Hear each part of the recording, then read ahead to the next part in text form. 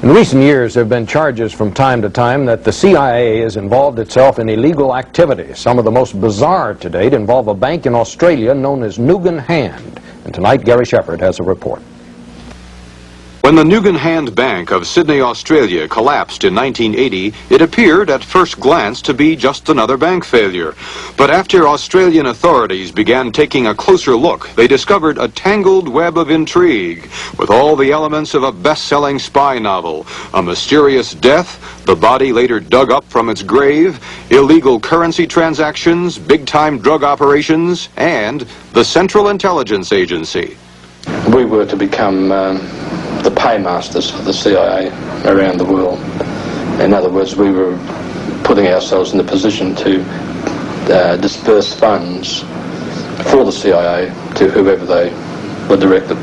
Former bank executive Neil Evans, given immunity from prosecution, agreed to talk about the Nugan Hand operation on Australian television. From his account and others, the bank had its genesis during the Vietnam War. 4 of the original stockholders were Americans who listed their addresses as Air America, Army Post Office, San Francisco.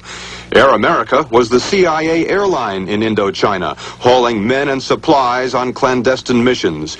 And according to former CIA agents, even drugs out of the so-called Golden Triangle, where the borders of Burma, Laos, and Thailand converge. Nugan Hand sent Neil Evans to the Thai city of Chiang Mai, the commercial center of the drug trade. He claims the CIA made millions and used the money to finance some of its secret projects.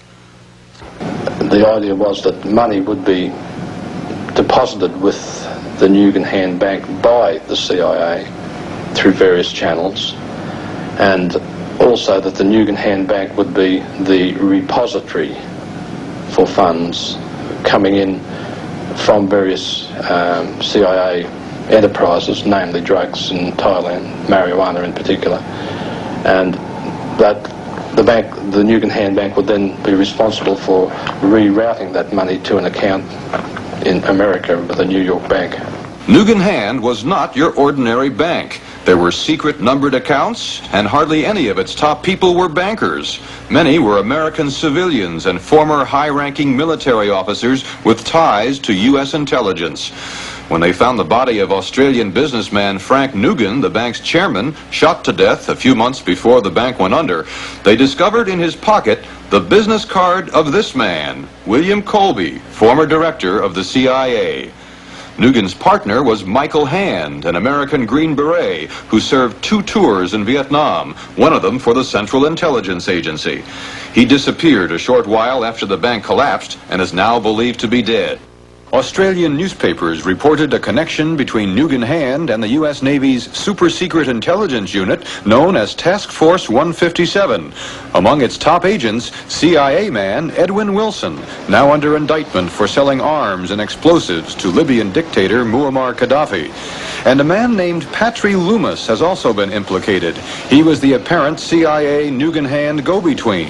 It was Loomis who helped Wilson recruit a team of Green Berets to train terrorists in Libya. The Nugan Hand affair has caused an uproar in Australia, where authorities are trying to find out what involvement the bank might have had in the 1975 downfall of the Labour Party government.